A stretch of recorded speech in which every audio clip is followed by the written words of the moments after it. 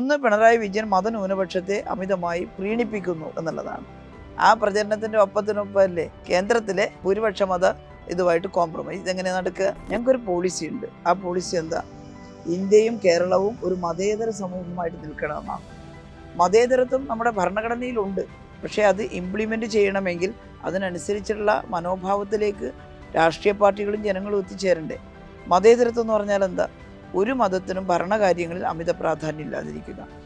മതന്യൂനപക്ഷ വിഭാഗങ്ങൾക്ക് എന്തെങ്കിലും പ്രയാസം വരുന്നുണ്ടെങ്കിൽ അത് പരിഹരിക്കാൻ ഗവൺമെൻറ് തന്നെ ഇടപെടുക, നമ്മുടെ രാജ്യത്തിൻ്റെ ഗവൺമെൻറ് തന്നെ.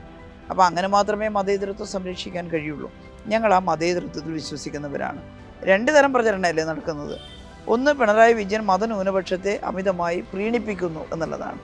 ആ പ്രചരണത്തിൻ്റെ ഒപ്പത്തിനൊപ്പമല്ലേ ഈ പ്രചരണം, അതായത് കേന്ദ്രത്തിലെ ഭൂരിപക്ഷ മത ഇതുമായിട്ട് കോംപ്രമൈസ്. ഇതെങ്ങനെ നടക്കുക? ആവശ്യത്തിനനുസരിച്ച് ഓരോരുത്തരും ഇതെടുത്ത് പ്രചരിപ്പിക്കുക. ഇത് രണ്ടുമല്ല. ഞങ്ങൾക്ക് ആരോടും ഏത് മതത്തോടും വിരോധമില്ല, വിശ്വാസത്തോടും വിരോധമില്ല. ഞങ്ങളൊരു കാര്യമേ പറയുന്നുള്ളൂ. എല്ലാ വിശ്വാസികളും ഒരുമിച്ച് ചേർന്ന് നാട്ടിലെ പട്ടിണിയും കഷ്ടപ്പാടും മാറ്റാനും നാടിന് ആനുകാലികമായ വികസനം ഉണ്ടാക്കാനും ഒരുമിച്ച് നിൽക്കണം. അവിടെ മതസ്പർദ്ധ പാടില്ല.